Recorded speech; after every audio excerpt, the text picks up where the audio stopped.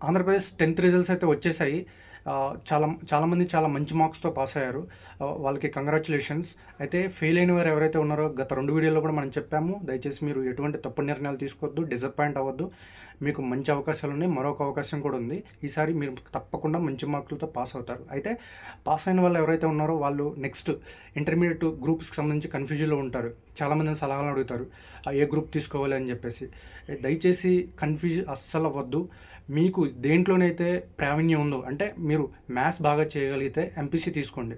లేదు నేను వేరే ఇతర సబ్జెక్ట్‌లో నాకు చాలా మంచి నాలెడ్జ్ ఉంది, నేను చదవాలని అనుకుంటే అదే తీసుకోండి. అంతేకాని వేరే ఏదో గ్రూప్ తీసుకుంటున్నారు, నేను కూడా అదే తీసుకోవాలి అని దయచేసి తీసుకోవద్దు. ఎందుకంటే ఇంటర్మీడియట్ అనేది చాలా క్రూషియల్ టైం పీరియడ్. ఆ 2 సంవత్సరాలు చాలా క్రూషియల్ టైం పీరియడ్ మీ జీవితానికి. కాబట్టి అక్కడే లైఫ్ అనేది టర్న్ అవుతుంది. ఈ 2 సంవత్సరాలు మీరు ఎంత జాగ్రత్తగా ఉంటే, ఎంత కాన్సంట్రేట్‌తో ఉంటే మీ లైఫ్ అనేది అంత బాగుంటుంది. కాబట్టి మంచి గ్రూప్ తీసుకోండి. అన్నీ మంచి గ్రూప్‌లే ఉన్నాయి. మీకు ఏదైతే దేంట్లో అయితే ఎక్కువ టాలెంట్ ఉందో, ఏ సబ్జెక్ట్ అయితే మీరు చదవగలరో అదే తీసుకోండి.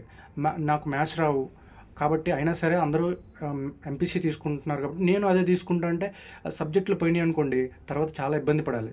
చదువు మీద ఇంట్రెస్ట్ పోతుంది, భయం కలుగుతుంది. కాబట్టి మీరు ఏదైతే దేంట్లోనైతే మీకు ఎక్కువ టాలెంట్ ఉందో, ఏదైతే మీరు మంచిగా చదవగలరో అదే తీసుకోండి. వాళ్ళు చెప్పారు, వీళ్ళు చెప్పారని మీకు రాని సబ్జెక్టులు తీసుకోమాకండి.